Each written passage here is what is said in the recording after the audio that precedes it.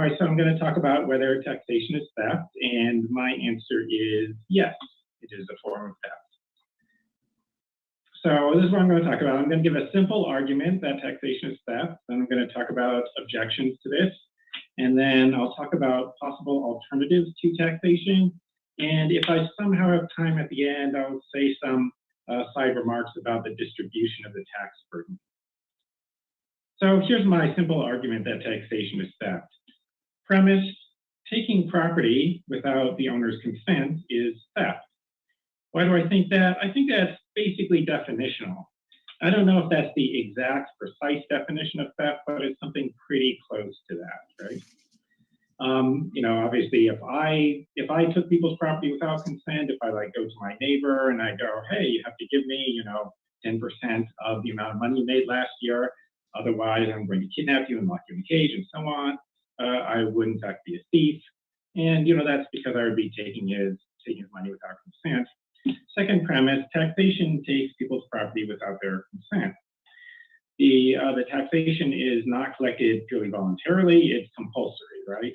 They don't ask you, would you like to pay taxes? Would you like to buy our services? They don't do that. They say, you have to give the money, otherwise we're going to send them with guns to your house to, kidnap you, lock you in a cage and stuff like that.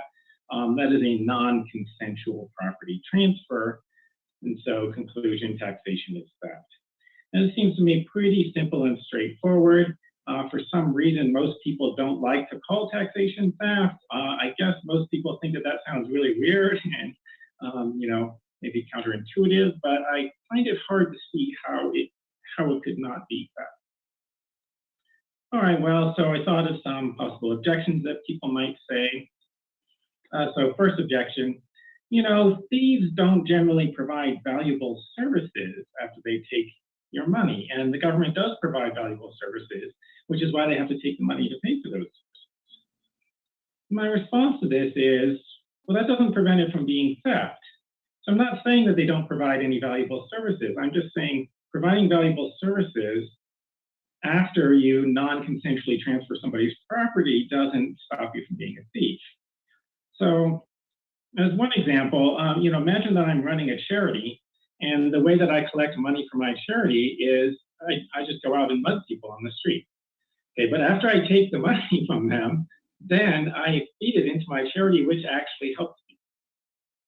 I would still be a thief, right? I mean, I'm doing something good with the money, but it is still true that I stole it. Another example is the mafia, which collects money for protection. And by the way, in case you don't know this, they actually do provide protection. And not just from themselves, but if another criminal starts messing with you, you can go to the mafia boss. If you pay protection money, you can go to the mafia boss, and they will fuck up the other criminal. So they are actually protecting you, which coincidentally is also the main service that the government says that they're providing for you, that they're charging money for as well. And the fact that they're providing this service doesn't make them not thieves, right? What makes them thieves is that, well, they're providing the service, but they're not giving you free choice as to whether you want to pay for it or not. Here's another objection. Maybe it's not theft because we actually agreed to pay taxes. This would be following the so-called social contract theory, according to which government is established by some kind of agreement between the government and the people. The main problem with this is it's just factually false. We just never, in fact, made such an agreement. So, nobody can show me the contract that has my signature on it. There's no time at which anybody actually ever asked me, hey, do you want to have a government? Do you want to pay taxes? Whatever. And they didn't ask you either, right? They don't ask anyone. They just do it, right? Okay, here's a third objection. It's not theft because it's legal. You might say, maybe theft is an illegal property transfer, right? And maybe you think property rights are produced by the laws created by the government. And so the government gets to just say, if they want some money, they just get to make the laws that say they're entitled to that money, and then it becomes theirs. So it's not really your property, right? Okay, that's something you might say. My response to that is, well, property rights are not solely produced by government law. There are natural rights. So this is a hypothetical example. let's say you go to some remote location where it's outside the jurisdiction of any government. And there's this hermit living out there by himself. And the reason it's a hermit is there's no society, so that you can't say that there's some other form of law there, right? Right, so he's living out there by himself, and he's created a sphere, right, that he made from wood and stone and whatever. And when you find this hermit, you decide that you like his sphere, so you just take it and leave, right? We would say that you stole his sphere, correct, right? So, and that shows that stealing doesn't require there to be a government jurisdiction. And doesn't require there to be a law created by a government. Okay, objection 4. Yeah, but taxation is justified because we need it to maintain law and order, which is really important. Okay, and my response to this is, again, that doesn't stop it from being theft, right? You have a theft if you have a non-consensual property transfer, even if you then do something really good with the property. My other response is I think there might be alternative means of funding the government. So it might not actually be necessary to do taxation, which I'm going to talk about in a second. All right, so what could the possible alternatives be?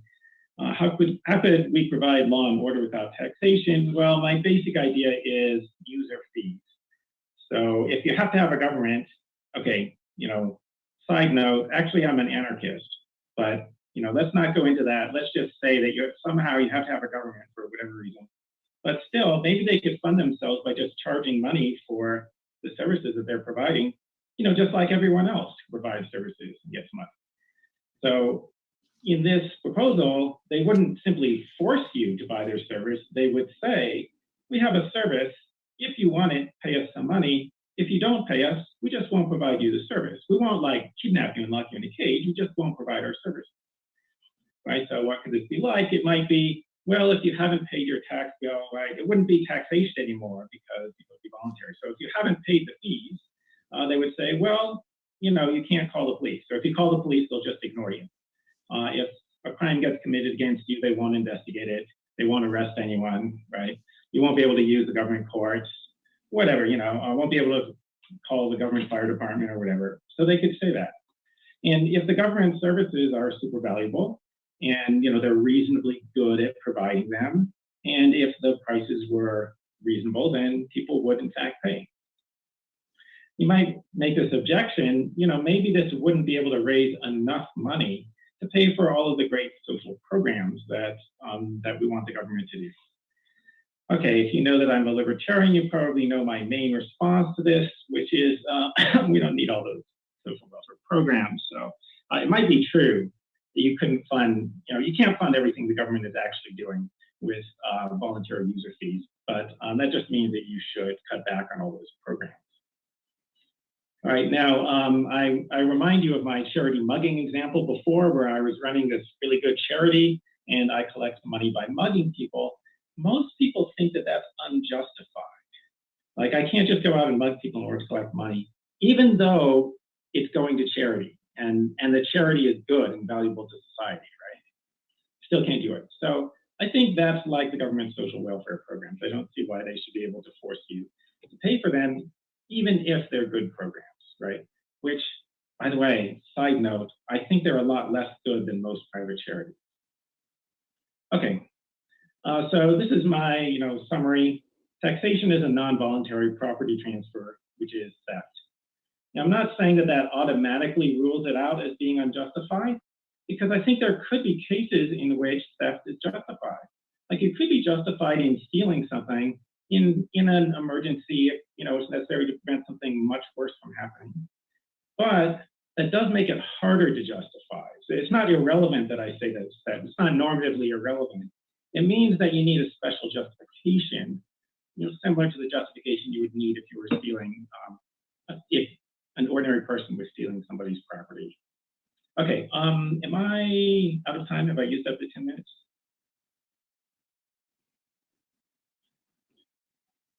Okay. Oh, another minute, okay. All right, I was just gonna make some comments about the way the tax burden is justified, and this isn't really relevant to whether it's theft or not, but I think it's interesting. I think that most people don't know about it. So this is a table I made. This is data from the Congressional Budget Office in 2013. I haven't updated it lately, but it shows they divided the population into 5 groups by income. So lowest quintile refers to the fifth of the population that has the lowest income. And the numbers in the table are averages, right? So 15,800 is the average income of people who are in the bottom 20% income group. And it shows how much money they receive from the government as transfers, so social welfare programs that give you money or benefits, and how much they pay on average in taxes, and then their tax as a percentage of their market income. And then the net tax is the amount of tax they paid minus the amount of transfers they received from the government. And what you see in the table is that for the bottom 3 quintiles, the bottom 60%, the average net tax is negative, meaning they're receiving more money than they're paying in. And it's only for the top 2 quintiles that's positive, and almost all of it is paid by the highest quintile. And these are people who, on average, they make $250,000 a year, so you probably pretty much call them the rich. So basically, the rich are carrying everybody else. This is the same data in a bar graph. The blue is how much money in absolute dollars they're paying. Okay, and so I just want to say this. This is a table with another row added, which is the portion of the total net tax that is paid by each group. And what you see is the highest quintile is paying 183% of the total net tax. Sorry, am I out of time? Okay, anyway, just ask yourself, does that seem like a fair distribution? You got it. Thank you very much, Dr. Michael Huemer. We will now kick it over to Dr. Ben Burgess and give a little bit of extra time on there. So we'll give Ben we'll give you the exact same amount of time for your opening. And so with that, thanks so much for being with us today. And want to remind you folks, if it's your first time here, Modern Day Debate is a neutral platform hosting debates on science, religion, and politics, including this juicy one you'll see on the bottom right of your screen between T-Jump and Vosh. Next week, the super straight debate. You don't want to miss it, so hit that subscribe button right now, as well as that notification button so you don't miss out on it. And with that, thanks so much, Dr. Ben Burgess. The floor is all yours for your opening. All right. Thank you, James. Thanks, Michael. So I do want to start by answering the question we heard at the end. Is it fair that the wealthiest people pay many times the percentage, the average percentage? Yes, of course it is. But I want to we can get into that later. If we want to talk about why that is and why they should be paying even more, and why that's no reason at all to think that they're paid an unfair percentage. But first, I want to talk about 2 questions that are more directly central to what we're talking about this evening. The first is taxation theft, and the second is taxation wrong? And then finally, could the answer to the first question is the second question, is taxation wrong? Be yes, because the answer to the first question is yes. In other words, could taxation be wrong because it's theft? Now, I'm going to say that it's not wrong and it's not theft, but as a logically prior point, I do want to say that even if the answer to both was yes, the answer to is taxation is wrong can't be theft, because the answer to is it wrong can't be yes, because the answer to is it theft is yes. It has to be the other way around. It has to, if the answer to both is yes and there's a relationship between those 2 answers, it has to be theft because it's wrong, and not wrong because it's theft. I know that's counterintuitive, but we'll see if I can cash that check.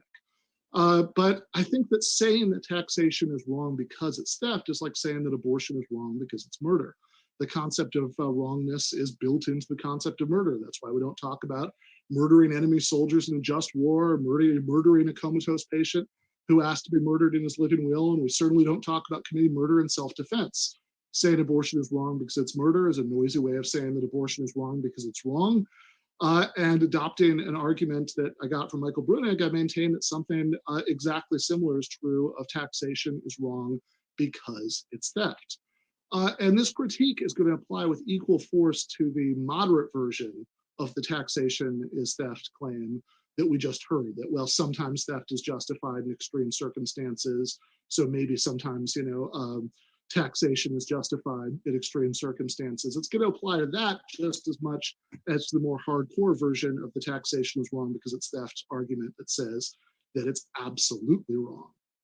So the position that we just heard, as I understand it, says that the prima facie wrongness of taxation can sometimes be canceled out by competing considerations.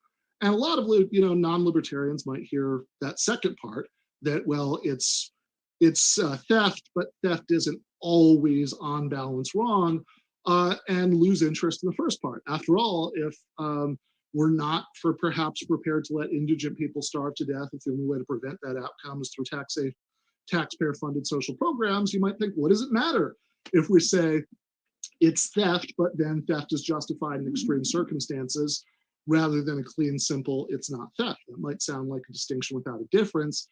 But I think, as Michael kind of hinted at in his opening statement, or spelled out a little bit, it actually does make a giant difference.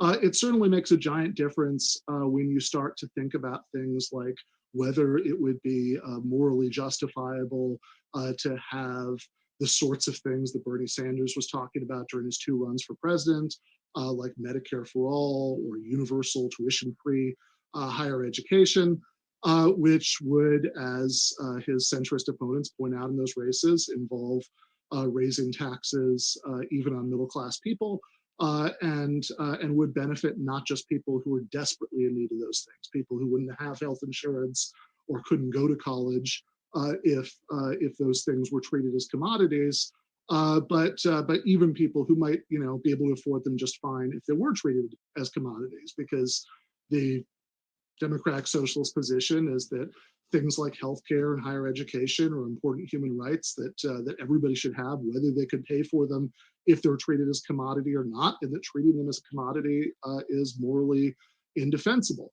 And so that is going to be a basic distinction. And I think the charity mugger thing actually brings out the point quite nicely, because, of course, for example, Medicare for all would actually be a financial boon to middle-income taxpayers, since the current combined cost of taxes and private health insurance premiums is much more than the future tax burden would be for middle-income taxpayers if we had Medicare for all. But of course, if you think that it's wrong, it's theft and all that, then that would just be like the charity mugger. And I think if we take a broader view and think about what would be ruled out by saying that it's wrong, it has a wrongness similar to theft, maybe taxing Peter to pay for Paul's health insurance is like stealing a loaf of bread from Peter to pay Paul. Although honestly, even that sounds a little dubious, but even if it is like that, it's certainly only like that if Peter would otherwise not have health insurance. On a more mundane level, think about public libraries. I think those are vital public institutions, and privatizing them would be deeply unjust. But if we see taxation in the same light as street-level theft, the justification for public libraries comes under severe threat. Michael Huemer might grant you that mugging an innocent person would be defensible if this was the only way to feed your starving family, but I seriously doubt he'd give you a pass for mugging an innocent to pay for books for your family, because they'd already read all the books in the house. So why do I think it's circular to say that taxation is wrong, or even all else being equal wrong, because it's theft?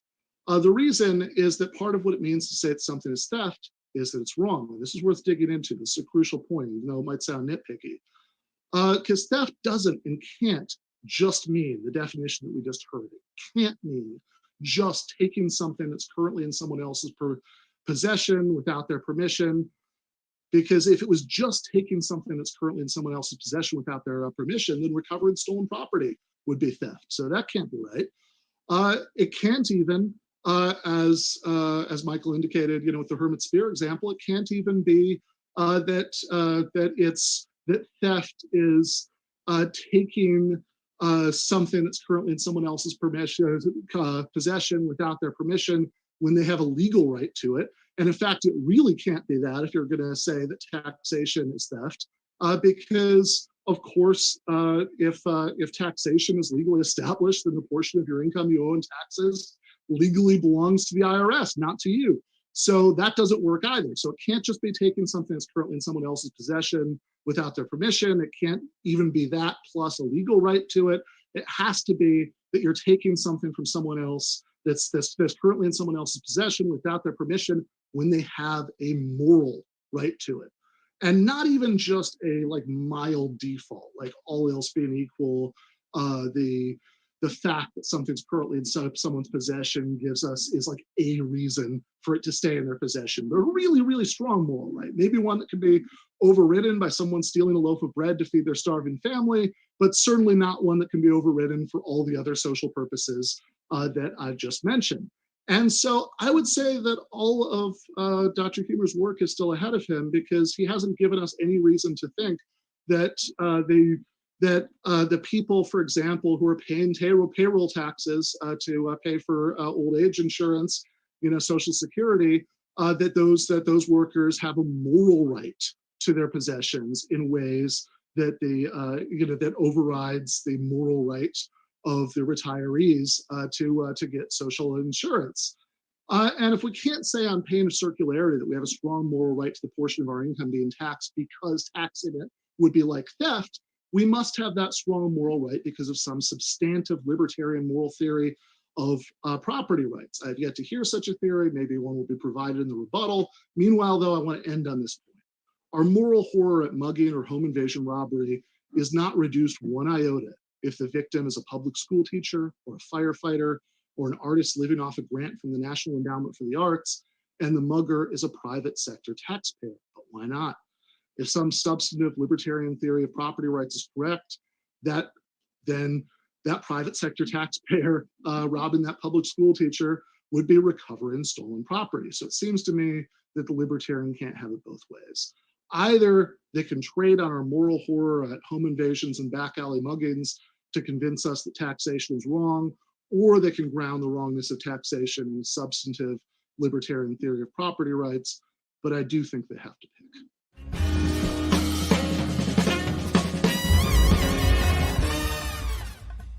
You have been watching free public content from Give Them an Argument.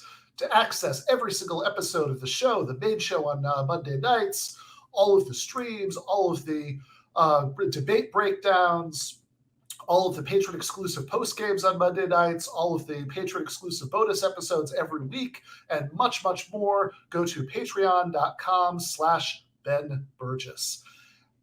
I cannot resist ending this with, don't be foolish.